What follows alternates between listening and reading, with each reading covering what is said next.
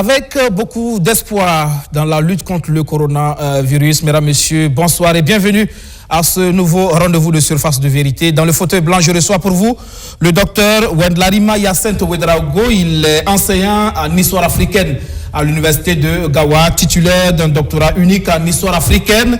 Il est auteur d'un essai social et politique intitulé Le rêve burkinabé, un livre sur le leader de la révolution burkinabé, Thomas Sankara. Docteur, bonsoir. Bonsoir, monsieur Kibri. Merci de répondre à notre invitation. Merci bien. Nous sommes bien justement en temps de coronavirus, cette maladie qui fait trembler le monde entier. L'Afrique a son mot à dire dans la recherche du médicament, de la solution à ce mal. Les chercheurs africains ont-ils véritablement un mot à dire, leur mot à dire dans ce défi sanitaire? La recherche un peu partout se mobilise. Que dit donc de l'Afrique dans tout ça? Les chercheurs africains, déjà, on peut le dire, qui se cherchent. Je vais parler notamment de la question de la finance. Ça a toujours été un problème pour les chercheurs africains. Effectivement, il faut dire qu'ici, il y a le problème des finances, problème donc d'équipement. Mais je crois qu'avant même de parler de ces moyens qu'il faut avoir, il faut dire que quand même l'Afrique a de la compétence. Je crois qu'aujourd'hui, c'est un problème qui ébranle le monde entier, mais il n'est pas exclu que la solution vienne de l'Afrique. Parce qu'on le sait que la science n'a pas de frontières. Même si nous sommes en Afrique, en dépit donc des difficultés financières et économiques que nous avons, on peut bien espérer, vu que certains pays comme l'Égypte ont déjà donné de la voix. Je crois que c'est difficile pour tout le monde, mais il n'est pas exclu que la solution vienne de l'Afrique. C'est vrai que, comme je l'ai dit, même les grandes puissances ont aujourd'hui du mal à juguler le problème. La Chine, d'où est partie la maladie, est en train de redresser là-bas, de donner beaucoup d'espoir. Mais pour le médicament, il y a encore du chemin. Il faut attendre peut-être encore quelques mois, même si du côté de la France, les recherches au niveau de Marseille avec ce chercheur nous permet donc d'avoir aussi de l'espoir sur la question notamment donc de la chloroquine, même si pour l'instant beaucoup de pays n'admettent pas cette solution pour l'instant. Mais il y a quand même des espoirs et comme je l'ai dit, l'Afrique, c'est aussi cela, ces grands moments qu'il faut aussi monter au créneau pour montrer qu'aussi on a quelque chose à apporter à l'humanité. C'est vrai, les chercheurs africains se mobilisent un peu partout, mais ça reste toujours l'éternel problème. Quand vous regardez le cas du Burkina, par exemple, où aujourd'hui, rien que pour le test, il n'y a que Bobo Dioulasso, où tout se fait. C'est vrai qu'on annonce également un laboratoire du côté de Ouagadougou pour cela, mais on se rend compte là que les défis sanitaires restent encore nombreux, qu'on a encore du chemin au niveau du Burkina notamment. Effectivement, c'est comme vous le dites. Je crois que l'Afrique n'est pas très bien préparée pour faire face donc, à cette maladie donc, du Covid-19. Il faut le dire, quand on regarde déjà la panique dans certains pays comme le Burkina Faso, on a des questions à se poser.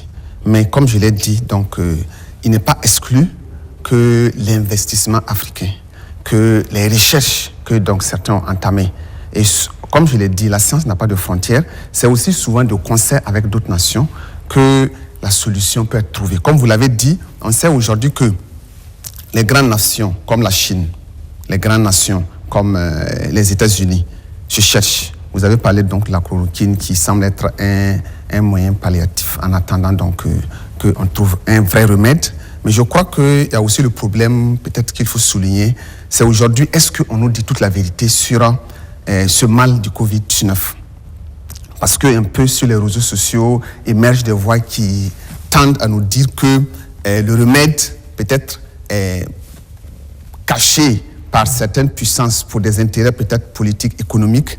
Voilà. Mais pour moi, comme vous l'avez dit, qu'est-ce que l'Afrique peut faire pour ne pas sombrer dans cette crise sanitaire comme l'OMS peut-être justement, l'OMS qui craint beaucoup pour l'Afrique, justement.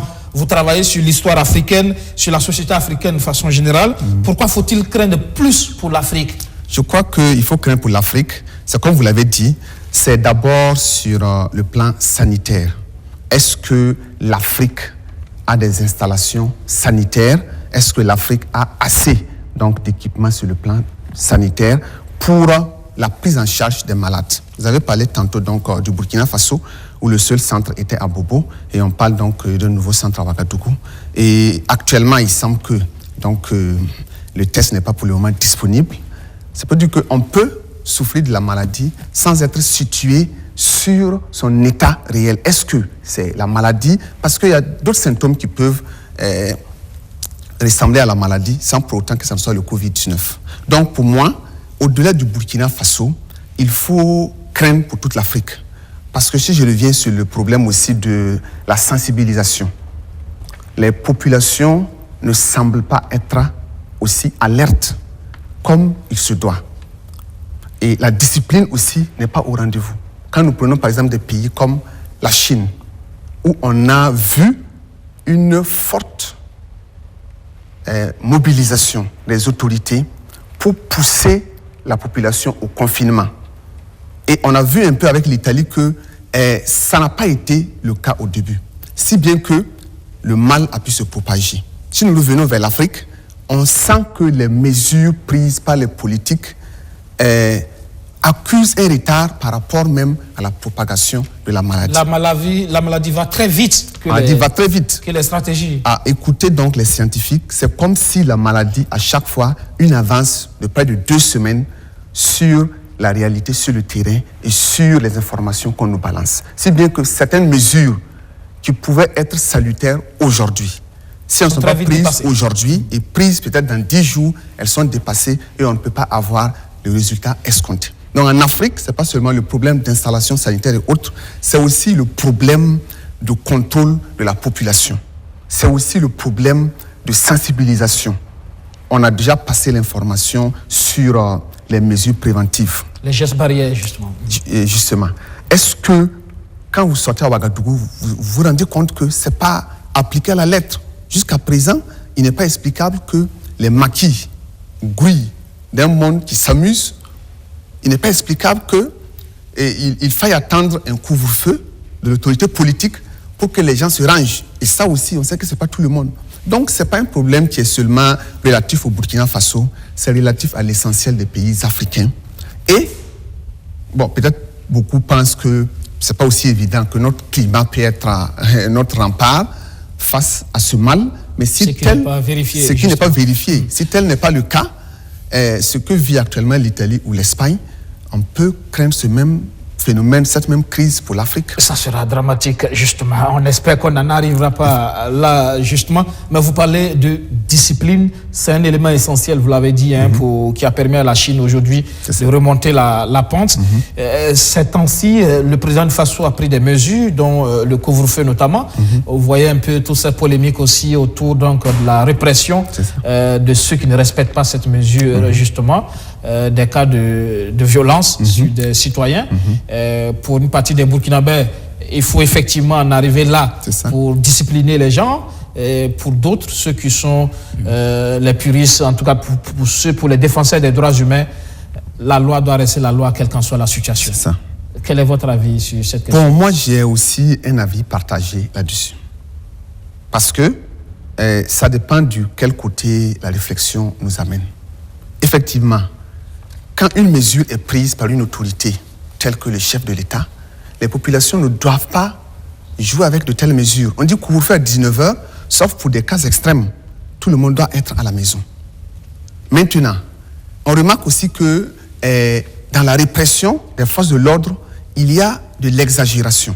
Parce que je ne sais pas s'il y a une loi qui autorise une quelconque personne à bastonner son prochain, son concitoyen, pour des raisons de non-soumission au couvre-feu. Est-ce que ici, je ne sais pas, On a vu le procureur du Faso, justement, Yoda, qui est sorti pour recadrer un peu les choses, pour rappeler un peu les textes à ce niveau. Oui, mais qu'est-ce que la loi dit? Ces gens qu'on trouve sur la route. La loi ne permet pas justement cette violence. Oui, mais ces gens qu'on appréhende dehors, qui n'ont pas aussi respecté Il y a des amendes.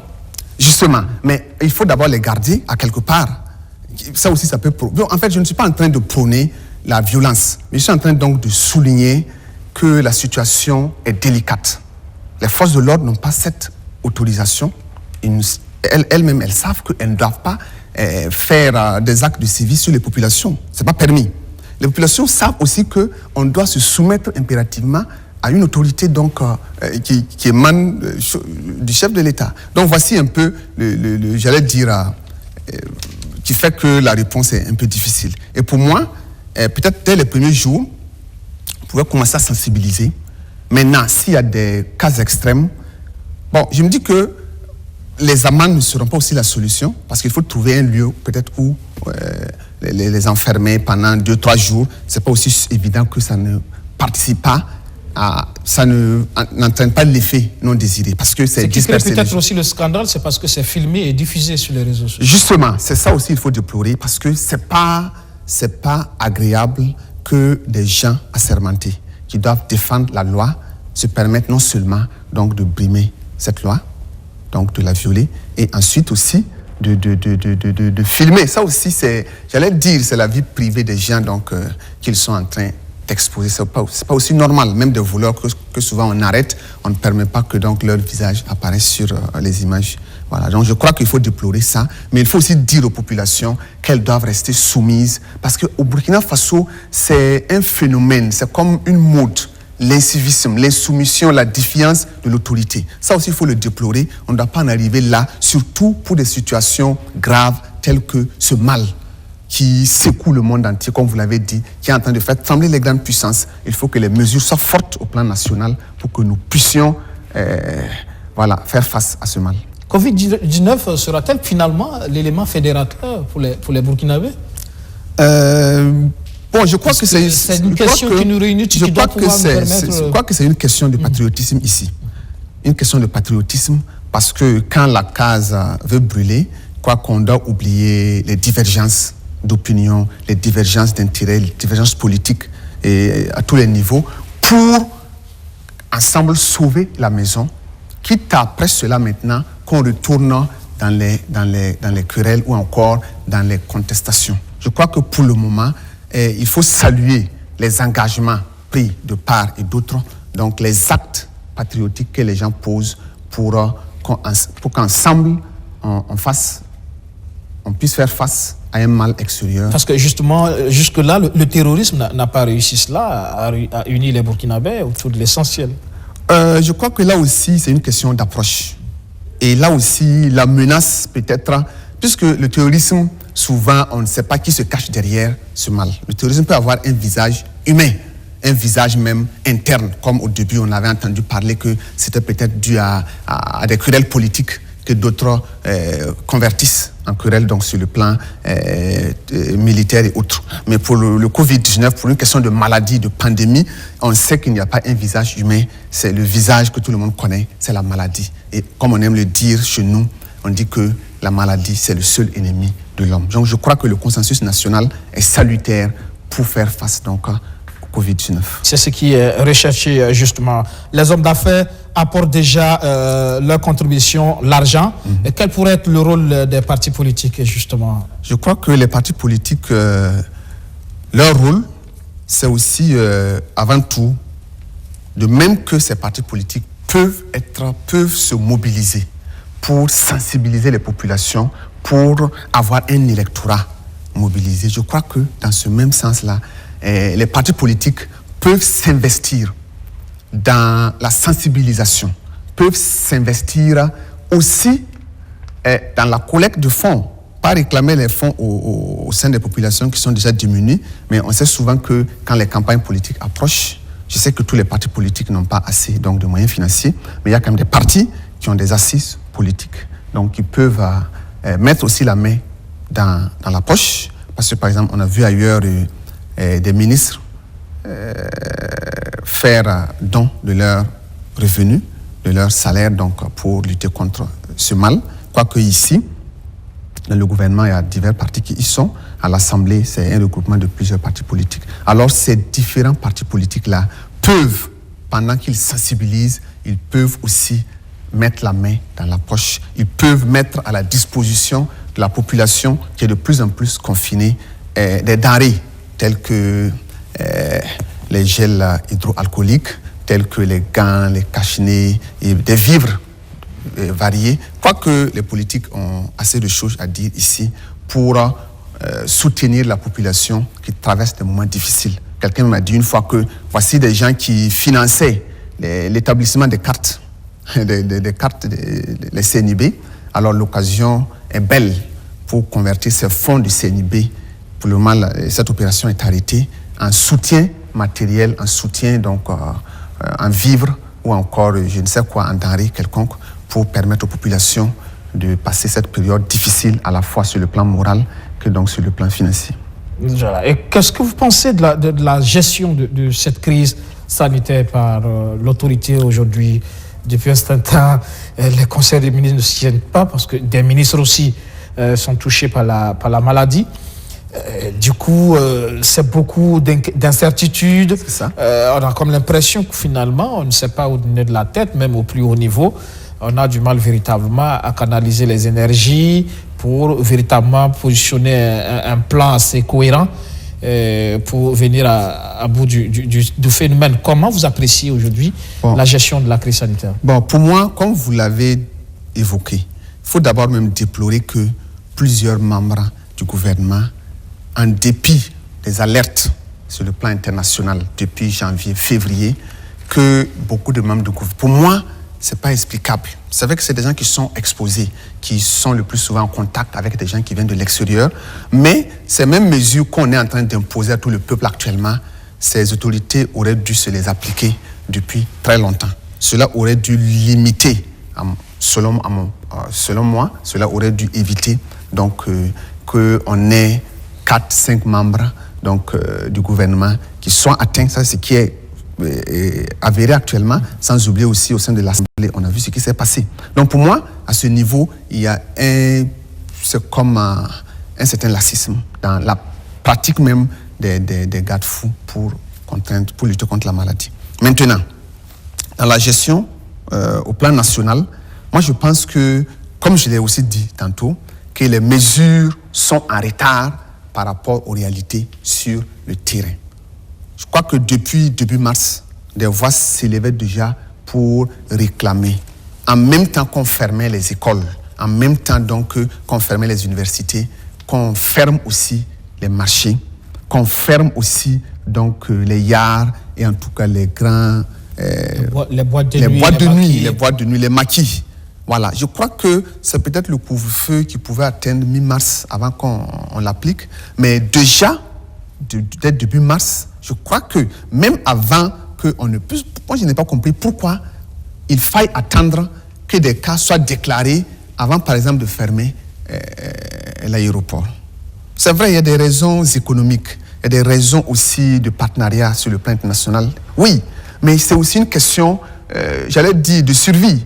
Vu aussi la faiblesse, comme nous l'avons dit, de notre équipement sur le plan sanitaire, vu que nos moyens financiers ne nous permettent pas de faire face à ce mal, il fallait simplement jouer sur la prévention, fermer les aéroports depuis début mi-février. Il a fallu attendre qu'un cas soit avéré. Et ensuite, aujourd'hui, on parle de 3 fronts, ou encore de 3 foyers. Et que plusieurs villes du Burkina Faso soient touchées par le mal avant qu'on ne prenne ces mesures. Alors qu'on sait que la maladie a une avance. Aujourd'hui, si on dit qu'il y a un cas à Boromo, mais cette personne a été en contact avec combien de gens, on ne sait pas. Donc pour moi, les mesures sont bonnes, mais elles sont prises avec un peu de retard. Et je crois que à l'heure où nous sommes,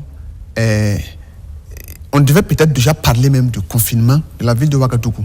Sortez dans la ville, comme je l'ai dit tantôt, vous verrez des gens qui circulent sans aucune protection, aucune mesure de protection. Ils n'ont pas de gants, ils n'ont pas de cache-nez, rien. C'est pour dire que beaucoup pensent que le mal n'est pas une réalité. Et il faut que des mesures fortes. Rien qu'hier, on annonçait que l'Inde, en dépit donc du fait que la population fait 1,3 milliard d'habitants, a pris des mesures de confinement. Je crois que Ouagadougou, si c'est trop, c'est en 2-3 millions, on peut facilement confiner Ouagadougou. Et pour quand même permettre aujourd'hui que des gens sortent de Ouagadougou, ils vont dans d'autres provinces, ils reviennent. Tout mouvement d'hommes actuellement est un agent vecteur de la maladie. Au-delà des transports en commun, il faut même isoler Ouagadougou. Sauf vraiment pour des missions liées par exemple aux forces de l'ordre et autres, des ambulances et autres. Il faut carrément confiner Ouagadougou. Voilà. Peut-être qu'on ne le souhaite pas, mais rien ne prouve que si la situation se dégrade, on n'y arrivera pas dans 1 ou 2 semaines. La question aussi, ce qui est embarrassant, c'est aussi comment on gère l'économie dans cette situation de confinement. Comment on permet à des gens, c'est vrai qu'ailleurs, on l'a vu en Europe, mais ici, vous avez affaire à beaucoup de monde qui sont dans l'informel, qui au jour le jour gagnent leur pain. Avec ce confinement, comment toutes ces personnes aussi arrivent à vivre? C'est toute la question qui fait que ça semble plus difficile par ici. Oui, je comprends cette manière d'appréhender donc la question. Je suis d'accord. Mais regardez ce que vit l'Italie actuellement. Croyez-vous que ces 8000 morts sont... En fait, je vais dire, mieux valait vivre une situation de crise alimentaire où on sait que peu de gens vont mourir de faim, surtout nous en Afrique, il y a encore la solidarité, que quand on va dire aujourd'hui qu'il y a des milliers de cas, on ne le souhaite pas, mais il n'est pas exclu qu'on vive cela. Et comme je dis aujourd'hui, confiner Ouagadougou, ce n'est pas confiner tout le Burkina Faso. La ville de Ouagadougou, on interdit les mouvements de population à l'intérieur et aussi hors de la ville. Donc, ça va permettre, sinon aujourd'hui, supposons que ce que vit actuellement l'Espagne, la France ou l'Italie, s'il fallait qu'on vive cela ici, je crois que les populations vont 1000 fois préférer être confinées, dormir, boire de l'eau chaude ou quelque chose pendant 2 semaines, personne n'en mourra de faim, que de vivre l'hécatombe après pour finir aussi par ce confinement, comme l'Italie l'a vécu. Voilà. Alors, vous sortez, vous écrivez un livre justement sur le rêve burkinabé, un livre sur donc, le leader de la révolution burkinabé, Thomas Sankara. Sankara, c'est aussi une approche de la gouvernance, des questions de santé, de démocratie. Pour vous, Sankara, son approche aujourd'hui, est-ce qu'il y a des choses à puiser dedans pour faire face à une telle crise, par exemple? Oui, je crois que le modèle ou encore le système que le président Sankara avait voulu mettre en place, si cela avait marché depuis déjà sous la Révolution, on avait vu lors de l'opération Commando et les félicitations venues donc de l'OMS pour reconnaître les mérites d'un petit pays comme le Burkina Faso qui a su en quelques jours administrer autant de vaccins à des populations pour prévenir donc des maladies. Je crois que ça, ce n'était qu'au début de la Révolution. Si aujourd'hui, le système s'était installé, parce que c'était la médecine de proximité, on n'allait pas aujourd'hui avoir besoin de transférer un malade de quoi? De Gawa ou encore de Dori vers Ouagadougou. Parce qu'à Dori, à Gawa ou encore, je ne sais quoi, à Léo ou encore dans toutes les villes du Burkina, on aurait eu des centres de santé bien équipés avec des gens bien formés. Aujourd'hui, on n'aurait pas eu besoin. Je ne veux pas dire qu'on aurait eu le remède du Covid-19, non. Mais sur le plan de la prise en charge. Si Sankara, aujourd'hui, pour vous, vivait, je crois bien avoir un système de santé beaucoup plus qualitatif que ça, vous voulez dire? Je suis sûr. Parce que ce qui a été esquissé sous la Révolution en 4 ans était déjà un signal fort de l'engagement, de la bonne volonté. Parce qu'aujourd'hui, bon, imaginez aujourd'hui, nous avons combien de riches qui cumulent des milliards dans des comptes, des hommes d'affaires, comme même des politiciens. Et souvent, ça ne s'explique pas. Je suis sûr que sous la gouvernance du président Thomas Sankara, ces détournements ou encore ces enrichissements souvent illicites ne pouvaient pas s'opérer. Parce que rien que la petite bourgeoisie était déjà inquiétée.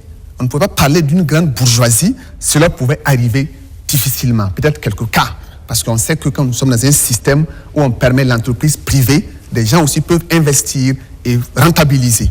Mais je crois qu'aujourd'hui, la plupart des richards aussi que nous voyons vivent dans un copinage avec ceux qui sont donc au pouvoir politique. Et les marchés, dans le document j'en parle, les marchés se passent de gré à gré. Et ça fait que on dit que c'est un système libéral, mais le système est aussi miné. Il faut être dans le cercle pour bénéficier de certains avantages. Je crois que sous la gouvernance Sankara, ces choses ne pouvaient pas se développer, ne pouvaient pas prospérer. Alors, on pouvait aujourd'hui investir. Quand vous voyez ce qui s'est passé sous la Révolution, vous êtes sûr de l'engagement, du patriotisme de l'homme et de l'équipe qui était donc avec lui.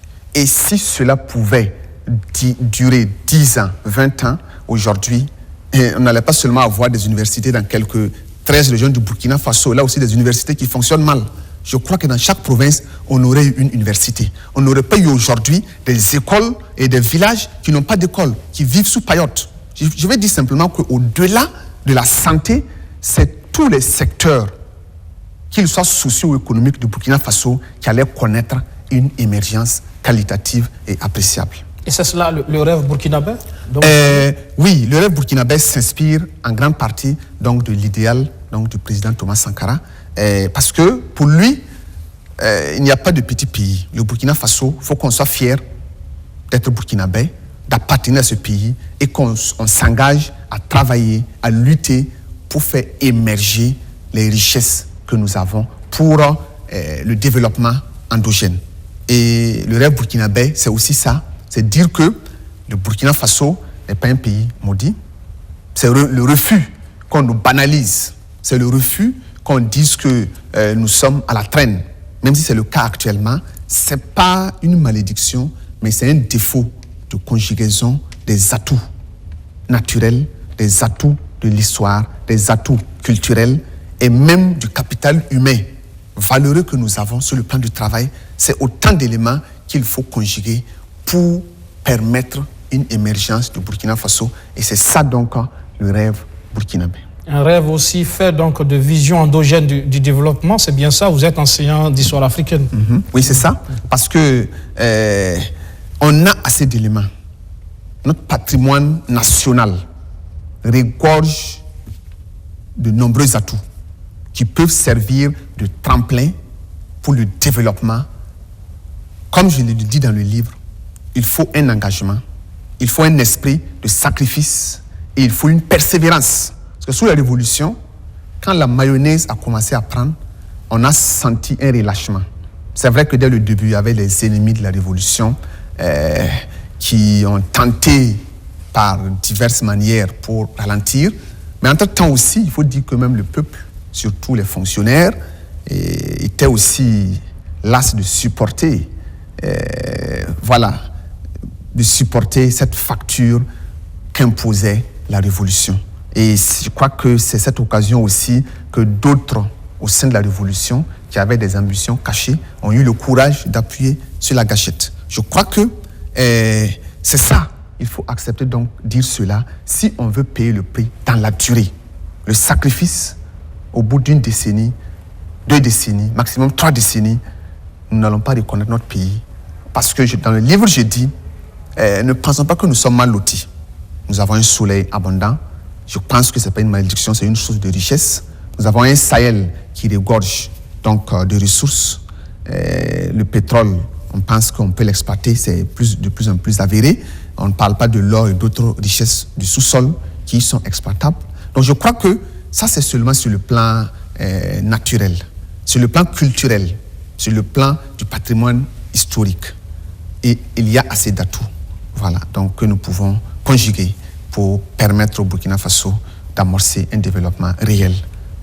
Et dans ce contexte de coronavirus, toujours dans la vision endogène, c'est aussi de puiser dans nos traditions, dans notre pharmacopée, on pourrait trouver la solution. Oui, il n'est pas exclu. Je crois que je suivais ça hier. Il y a une approche nationale qui vise à associer donc cette science traditionnelle burkinabé à la lutte donc, que mènent les scientifiques. Donc quand je dis scientifique au plan classique, moderne du terme, je crois qu'il y a une approche qui vise à ne pas aussi écarter ces valeurs traditionnelles, cette science qui a aussi donc ses compétences, qui a sa place dans ce concert aussi des sciences modernes. Ce rêve burkinabé, c'est aussi des hommes d'État, à l'image de Thomas Sankara. On le voit aujourd'hui avec le Covid-19 aussi. C'est aussi à la tête de certains États qui réussissent à faire bouger les lignes aussi, des hommes d'État qui sortent et qui ont ce discours-là, qui rassurent et qui font des propositions qui font que les populations aussi adhèrent. On a vu avec la Chine, on a vu avec Donald Trump, on a vu aussi avec le président Macron, mais c'est aussi à nos frontières, là, pas loin de là aussi, des États aussi où on voit des présidents qui sortent avec des discours fermes et qui prennent des décisions fermes sans tergiverser. On l'a vu au Sénégal, à propos par exemple du culte, il y a eu une décision claire qui a été prise, mais chez nous, on a suffisamment tergiversé, on a laissé libre cours aux religieux de décider de cela. Oui, je crois que là aussi, que ce soit une décision du gouvernement ou des religieux, je crois que le gouvernement a permis un temps d'observation. Mais à mon sens, si les religieux allaient tarder, et que le pouvoir en place ne prenait pas des mesures qui s'imposaient, c'est là donc qu'il fallait donc crier. Pour moi, mettre les religieux aussi devant leurs responsabilités. On a vu par exemple entre-temps le mouvement syndical qui avait donc une marche pour le 16 et à la dernière minute, de façon responsable. Donc même si des voix s'élevaient déjà pour interdire cette marche, je crois que c'est pas ça qui a fait... Du 17 mars. Du 17, voilà, donc lundi 16 mars, du 17 mars. Je crois que ce n'est pas cette colère-là qui a fait que les syndicats ont annulé la marche, c'est plutôt la conscience citoyenne, la responsabilité face au danger qui a fait que finalement cette marche du 17 a été donc levée. Et parlant de responsabilité, on a vu justement aussi que en France, le président Macron a suspendu la réforme de la retraite.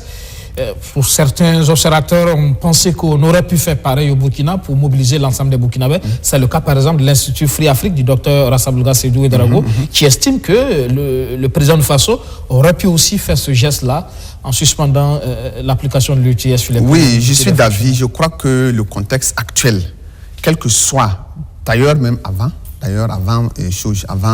que la crise, le Covid-19 n'arrive, il y avait déjà cette grogne sociale qui s'opposait, qui refusait l'application des UTS, une application considérée comme une dictature. Et je me dis que le Covid-19 vient aggraver la situation.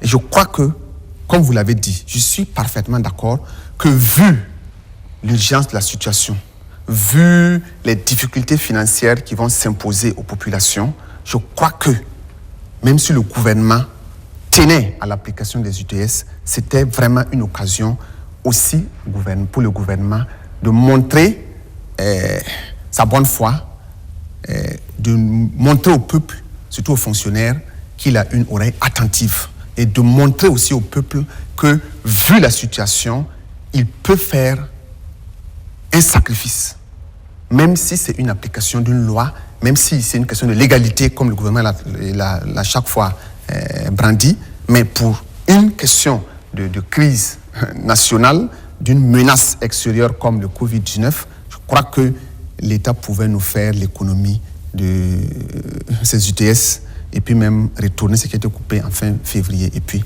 en fin mars. Pire, il y a eu des suspensions de salaire et des sanctions justement qui sont tombées sur des travailleurs. Effectivement, là aussi les voix s'élèvent pour tantôt justifier cette mesure et tantôt la condamner. Mais pour moi, je crois que pour le moment, on a besoin d'une cohésion sociale. Donc il faut faire l'économie des mesures qui peuvent créer une grogne sociale ou bien qui peuvent davantage distendre le tissu social. Je crois que le budget de l'État, c'est vrai, c'est une mesure quand on écoute aussi donc, le gouvernement, c'est une loi qu'il faut appliquer. Ça aussi, c'est la légalité. Mais il y a aussi, il ne faut pas souvent aussi penser à la question de la cohésion sociale, souvent aussi... de l'opportunité. Voilà. Est-ce que c'est opportun, effectivement, d'appliquer une telle mesure dans un climat déjà dégradé où vraiment le mécontentement est général au niveau donc, des travailleurs. Donc je crois que, comme vous l'avez dit, le discours du président a rassuré, à mon sens, quelque peu les populations. Mais je crois que le peuple attendait encore plus des mesures aussi sur le plan économique. De rassurer le peuple sur les mesures qu'est-ce qui nous attend dans une semaine, 2 semaines? Quel est l'ensemble donc des mesures? Est-ce que l'État a une batterie de mesures qu'il a préparées pour déployer au fur et à mesure que la crise va avancer? Si elle n'avance pas, tant mieux. Mais à ce niveau, je crois que beaucoup sont restés sur leur soif parce que ces mesures n'ont pas été, en tout cas, déballées. Ailleurs, on parle de mesures d'accompagnement pour les populations qui vont devoir donc subir des situations donc de confinement et de chômage temporaire. Est-ce que c'est possible pour un pays comme le Burkina d'aller dans ce sens? Ça serait difficile, à mon sens. Je crois que, sauf si on active les leviers de cette question de cohésion sociale, de solidarité africaine. Ce n'est pas ce levier qu'on peut activer. S'il faut attendre que le gouvernement ou encore qu'on puise dans le budget de l'État pour soutenir les familles, je ne suis pas sûr qu'il y aura donc cette bonne volonté et il y aura même cette capacité. Déjà qu'on crie à la crise financière, on crie donc à la crise économique, je ne suis pas sûr. Le Burkina, ce n'est pas les États-Unis, mais là-bas, Trump a annoncé justement un soutien pour les ménages. On parle entre 2 500 et 3 000 euros, par exemple. Et 3 000 $, 2 500 à 3 000 $ pour chaque ménage. C'est déjà pas mal, justement, pour ces populations pauvres, justement, qui gagnent leur pain au jour le jour. Je crois que ces mesures sont salutaires, mais je crois que vous l'avez dit, les États-Unis, c'est pas compliqué pour un pays comme le Burkina. Comme le Burkina Faso, où l'État, de par aussi le manque de patriotisme des uns et des autres, je ne crois pas que les caisses de l'État puissent supporter de telles mesures. Si c'est pour 1-2 semaines, encore ça va. Si c'est pour des mois, je ne suis pas sûr. Si ces fonds étaient disponibles, je ne crois pas que les gens... On peut peut-être penser à la constitution d'un fonds comme l'a fait le Sénégal, avec des milliards à mobiliser. Et on pourra faire appel aussi à la solidarité nationale avec, vous l'avez dit, tous ces milliardaires qui sont là. Chacun pourrait contribuer selon son portefeuille pour permettre de renflouer donc, ce fonds-là et permettre de soutenir les ménages vulnérables, par exemple. Je crois que c'est faisable. Ça peut sauver un temps, ça peut, mais je ne crois pas que ça puisse permettre qu'on prenne des mesures comme aux États-Unis ou en France. Pour moi, parce que déjà, on a vu des hommes d'affaires comme Ebomaf, comme aussi Nassa le de DG Coris Bank. Nassa de Coris Bank, qui ont fait donc des gestes assez significatifs. Pour moi, c'est bon. Beaucoup de gens peuvent abonder dans le même sens. Et on a vu en 2009, lors les de inondations. l'inondation de Ouagadougou, on a vu qu'on avait créé donc un fonds comme ça, national, de soutien des uns et des autres. Ça avait quand même permis de prendre en charge quelques ménages en situation difficile, mais il faut accepter que ces fonds ne peuvent pas permettre, et certains fonds risquent même d'être investis dans la prise en charge même des malades, que même des ménages qui ont aussi besoin de vivre et de réconfort pour traverser la période d'hibernation. En tout cas, l'impact du Covid-19, il est là, ça se ressent déjà un peu partout dans les ménages. L'école est paralysée, des Burkinabés n'arrivent plus à travailler avec la fermeture des maquis, des bars, la suspension des spectacles. Le monde, par exemple, de façon globale, le monde de la culture, par exemple, est au chômage aujourd'hui. L'impact, il est vraiment là. Sur l'éducation, par exemple, est-ce que c'est rattrapable après? Parce qu'il faut tenir compte aussi. On ne sait pas à quel moment on aura la solution à ce mal. C'est aussi une grosse interrogation aujourd'hui. Il y a beaucoup d'incertitudes. Il faut craindre aussi pour l'année scolaire. Oui, il faut craindre pour l'année scolaire dans la mesure où certains pays n'excluent pas que tout le mois d'avril soit un mois blanc en termes de cours. Parce que aller reprendre les cours, c'est aussi regrouper des enfants. Ça peut être aussi des occasions d'expansion de la maladie. Pour le cas de Burkina Faso, déjà, on parle de reprendre les cours le 1er avril, dans une semaine.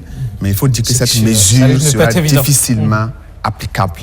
Et on a écouté aussi le ministre Ganguino hier, c'est dire qu'il n'est pas exclu qu'on assiste à des prolongations pour parler de fin avril aussi, si la situation s'arrangeait. Autrement dit, moi je me dis que si jusqu'en fin avril, on n'a pas pu reprendre les cours, peut-être qu'on va parler de continuer l'année après, à partir du mois de septembre. On va devoir utiliser peut-être les vacances, les grandes vacances. Bon, les vacances, ce sera compliqué. Comme il y a aussi la période agricole, c'est aussi une période où la plupart des élèves aussi doivent aller travailler, parce qu'il faut le dire, là aussi, les défaillances du système éducatif ont fait que beaucoup d'enfants n'ont pas accès au public. Et le privé coûte cher. Et c'est l'enfant le plus souvent qui doit travailler pour cela. Et il faut mettre les vacances à profit pour rentabiliser, pour quand même avoir de l'argent, avoir quelque chose pour relancer l'année. Déjà, voilà. Pour des universités publiques qui souffrent de ces années qui se chevauchent, le Covid-19 en rajoute. Mais je crois ça va être compliqué. Bon, je crois que comme c'est une mesure exceptionnelle, au lieu par exemple que la rentrée des classes commence en octobre, on peut commencer à partir du 1er septembre. Et au lieu qu'on commence le premier trimestre en octobre, on peut commencer à partir du 1er décembre. Là, il faudra aussi à ce niveau que les enseignants fassent preuve de sacrifice. Je crois que, bon, moi, c'est des mesures, je suis en train donc de formuler, mais je crois que le gouvernement, le ministère en charge, saura prendre les décisions idoines pour sauver cette année qui est en cours. Et je crois que même comme c'est un problème international, que ce soit le CAMES qui souvent met des pressions sur les calendriers scolaires, le CAMES fera preuve de compréhension et on pourra étaler l'année jusqu'en septembre-octobre, quitte à ce que la nouvelle année 2020-2021 commence en décembre ou en janvier. Les enseignants devront faire preuve de compréhension. Oui, je crois qu'actuellement... Et de patriotisme. Oui, je crois que c'est une question nationale. Si tout à l'heure on a évoqué le patriotisme des hommes d'affaires et aussi des politiciens qui doivent s'engager à divers niveaux, il faut aussi qu'à tous les niveaux, au niveau aussi du système éducatif, que les acteurs fassent preuve d'engagement, fassent preuve de sacrifice. Toujours est-il que aussi les débats houleux entre gouvernement et syndicats aussi trouvent leur résolution avant que ces échéances-là donc ne soient lancées. En tout cas, ça va demander une mobilisation de tous pour combattre d'abord la maladie, mais après, pour rattraper tous ces retards à tous les niveaux. Ça va demander une mobilisation patriotique générale. Côté politique, par exemple, il faudra peut-être penser à envisager un report des élections. Je crois que ce n'est pas exclu. Mais le plus souvent, c'est les hommes de droit qui se... Qu'est-ce qu'il faut? Pour moi, pour un péril national, je parle en profane, pour un péril national comme le Covid-19, s'il faut reporter beaucoup de choses, je ne crois pas qu'il soit aussi interdit, qu'on repousse les échéances. Mais je crois que c'est aussi une question de constitution. C'est aussi tout ce qu'on fait doit obéir donc aux normes prescrites par la Constitution. Et je crois que les hommes de droit auront à se prononcer pour voir qu'est-ce qu'il faut donc faire pour que novembre, on ait des élections ou pas. Vous faites de la politique, vous? Pas. Je ne fais pas de la politique. Ah non? Je suis engagé dans les mouvements associatifs. Donc, je dirige un mouvement, donc c'est le mouvement Conscience Nouvelle. Voilà, nous sommes apolitiques et nous sommes aussi laïques. Laïque, vous n'êtes pas de l'UNIPS? Jamais, je ne suis pas de l'UNIPS. Je ne suis pas. Je peux vous dire que ma rencontre avec Maître Benoumédé Sankara date de fin novembre 2019, quand j'ai voulu une figure sankariste pour juste parrainer mon livre donc sur le rêve burkinabé. C'est à ce niveau que nous avons fait connaissance par l'entremise d'un aîné et il a parrainé donc mon événement. Je crois que au sein du mouvement Conscience Nouvelle, nous approchons les gens en fonction des activités que nous menons. Parce que nous pensons que nous sommes jeunes et il y a des gens qui ont mené des luttes avant nous. On ne peut pas aujourd'hui aller déboucher du néant et aussi avancer. Nous sommes dans la logique du respect des générations passées. C'est aussi ça, ce débat aujourd'hui, on parle du renouvellement de la classe politique, de nouvelles générations d'acteurs politiques pour faire la politique justement autrement. Vous nourrissez le rêve burkinabé avec la vision sankariste. Pourquoi vous ne vous engagez pas tout de suite à l'UNIPS, par exemple? Je ne dis pas non. Moi, je pense que l'engagement politique est un engagement qu'il faut mûrir. Je ne dis pas qu'il est exclu que dans les années à venir, je me retrouve en politique. Ce n'est pas exclu. Au sein du mouvement Conscience Nouvelle, nous sommes apolitiques. Mais nous savons aussi que... C'est peut-être le moment ou jamais. Ce qui est sûr, le mouvement est apolitique et il le restera. Ça, le débat ne se pose pas. Le mouvement est apolitique. Dans 10 ans, 20 ans, 30 ans, jusqu'à ce que nous passions la relève à d'autres personnes, le mouvement restera apolitique. Mais maintenant, au sein du mouvement, il y a des gens au sein du mouvement qui sont, par exemple, le parti donc, de Augustin Loada, le MPS. Le MPS, Mouvement Patriotique pour le Salut. D'autres sont donc du MPP, d'autres sont de l'UNIR-PS et autres. Et d'autres aussi ne font pas la politique, ils sont les plus nombreux. Mais il n'est pas exclu que dans ce cadre de débat, de conscientisation que nous sommes en train de faire, que des politiciens émergent, que des hommes d'affaires émergent. Parce que pour nous, dans la famille Conscience Nouvelle, nous prônons la révolution de la mentalité des gens. Pas penser que la jeunesse est irresponsable, la jeunesse n'a pas d'avenir que de chercher à s'affilier à des figures montantes. Non, nous disons que la jeunesse est responsable. La jeunesse doit s'affirmer, la jeunesse doit se battre pour une relève générationnelle au plan économique, au plan politique, au plan social, au plan administratif. Mais il faut le faire comme Sankara l'a fait. Malheureusement, aujourd'hui, c'est une jeunesse qui se plaît à rester éternellement jeune. Justement, c'est ce que nous combattons au sein du mouvement Conscience Nouvelle. Vous allez voir que nous prônons l'engagement, la responsabilité, le patriotisme, nous prônons le civisme, nous prônons le respect des anciens. Quand aujourd'hui je vois sur Facebook ou encore sur les réseaux sociaux des jeunes qui se permettent de salir l'image des gens qui peuvent être leurs pères, ou encore qui salissent l'image des ministres, du président. Moi, je ne dis pas que le gouvernement fait preuve de patriotisme, mais c'est parce qu'un dirigeant fait mal son travail que moi, j'ai la permission de lui manquer du respect. Avant d'être ministre, il est un homme.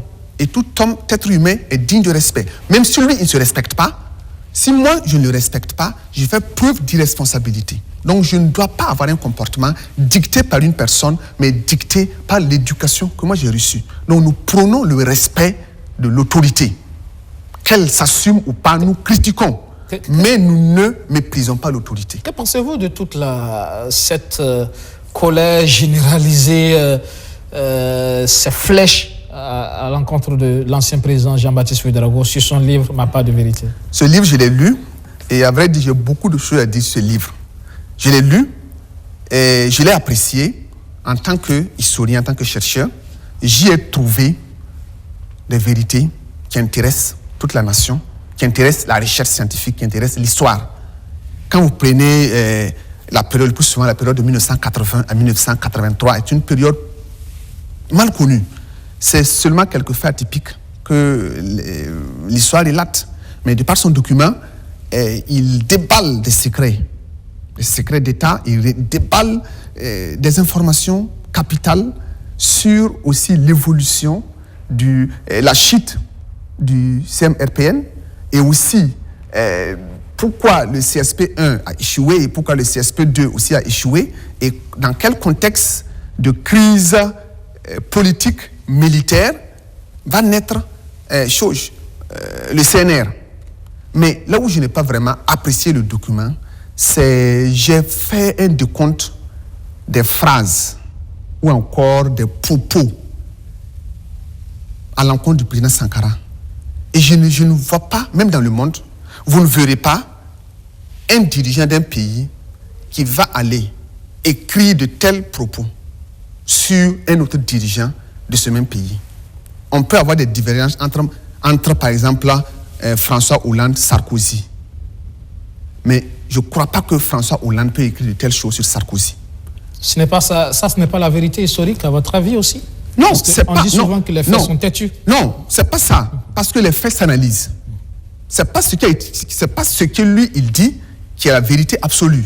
Tous les faits sont analysés. Et l'analyse à partir du moment où l'homme peut avoir, parce que je l'ai aussi remarqué, c'est la rancœur, c'est l'amertume, c'est comme s'il réglait son compte à quelqu'un qui n'est plus là. Et moi j'ai vu. Est-ce que ça aussi, vous ne le jugez pas? Est-ce que ça, vous ne manquez pas aussi de respect à un aîné? Qu'est-ce que j'ai dit? En parlant de rancœur, d'amertume, de quelqu'un de... Non, j'ai dit, je critique ce qu'il a dit. Si, puisque vous me posez sur le plan scientifique, quand vous me déposez ce livre comme ça, Le rêve burkinabé, déposez-le devant un tout scientifique, il va vous ressortir ses atouts et aussi ses faiblesses. C'est ce que je fais ici. C'est ce que je fais. Je lui manque pas du respect. Par exemple, j'ai vu, excusez-moi, j'ai vu sur Facebook des gens qui l'ont insulté, qui lui ont manqué du respect. Il y en a qui ont dit qu'il est proche de la tombe. Ça, moi, je l'ai déploré. Je n'ai fait aucun commentaire à l'époque sur Facebook ni sur aucun réseau parce que je n'ai pas encore lu le livre. Je crois qu'une analyse scientifique m'impose d'apprécier le livre, de le lire avant de donner un jugement quelconque. Voilà pourquoi je n'ai pas fait de... En temps même, le livre était en rupture. J'ai attendu, je l'ai lu, et comme je vous dis, j'ai relevé près de 40 à 45 termes péjoratifs, à mon sens, sur le président Sankara. Quand on dit qu'il est assoiffé de pouvoir, quand on dit qu'il était manipulé, quand on dit que son gouvernement, il y a trop de mots. D'accord. Donc pour moi, c'est ce qui cache un peu, ce qui ternit l'image de ma part de vérité. Et si j'avais un conseil, ce livre doit être réédité, corrigé, parce qu'il est tellement riche, il ne faudra pas que ces aspects négatifs-là ternissent l'image de ce document. Il a parlé d'un tome 2 sur la Révolution qui peut-être viendra... Bon, peut-être que... Mais je dis que même ce livre peut être réédité sous une version corrigée pour vraiment corriger les tirs. D'accord. Parce que... Vous avez aussi le rêve burkinabé, c'est un tome 1. Il y a un tome 2 également qui est prévu. Un tome 2, un tome 3, parce que beaucoup de tomes d'ailleurs. Parce que ici, je me focalise sur des aspects généraux. Je n'attaque pas des thématiques claires. Mais, dans le tome 2, par exemple, que je prépare déjà, je vais m'attarder sur les politiques économiques. En puisant du sankarisme, en puisant donc d'autres idéologies, donc panafricanistes. Donc voilà, et aussi d'autres intellectuels burkinabés, tels que Joseph Kizerbo, tels que Laurent Bado, qui ont aussi écrit sur la société burkinabé. Et comme je l'ai dit, nous jeunes, on ne peut pas faire un perpétuel recommencement. On ne peut pas balayer du revers de la main ce que les anciens ont laissé comme héritage. Mais de par leur héritage, nous pouvons puiser assez d'informations pour l'adapter à notre génération actuelle. Sinon, c'est comme s'il fallait recommencer la roue. Donc le tome 2 va porter sur l'aspect économique, les politiques économiques. Ce sera toujours le rêve burkinabé, mais sous l'angle des politiques économiques, du sankarisme et d'autres idéologies développées au Burkina Faso et par d'autres penseurs africains. Ça veut dire que ça sera une succession de tomes qui vont permettre de redécouvrir l'ensemble de l'œuvre du leader de la révolution burkinabé. C'est ce que je crois, parce que beaucoup disent qu'il n'y a pas d'idéologie sankariste. Oui, scientifiquement parlant, mais quand aussi on pense que, dans le livre j'en parle, qu'une idéologie, c'est aussi une somme de valeurs. Quand vous lisez, c'est les discours de Thomas Sankara, lisez 20, 30 discours, vous allez voir, il y a des valeurs qui se recoupent. Il y a une ambition qui transparaît. Il y a des réalités qu'il souligne. Donc, et pour moi, ça forme une idéologie. L'intégrité, l'ambition, l'engagement, la vision, tout cela tisse une idéologie qu'il faut découvrir au fil du temps. Merci, docteur, d'être passé dans le fauteuil blanc. Ce soir, on est en fin d'émission. Merci bien à vous, M. Kébré. Merci de m'avoir invité. Ce fut un plaisir pour moi d'être sur le plateau de Surface de Vérité. On aura d'autres occasions encore de parler d'autres sujets liés à la jeunesse et à Thomas Sankara. Ok, merci bien. Ça sera avec plaisir. Docteur Hyacinthe Ouedraogo, auteur du livre Le rêve burkinabé, tome 1 sur le leader de la révolution burkinabé. C'est un essai social et politique. Il est enseignant-chercheur à l'université de Gawa. Merci de nous avoir suivis. Excellent sur le programme sur la chaîne Au cœur de nos défis. Bonsoir.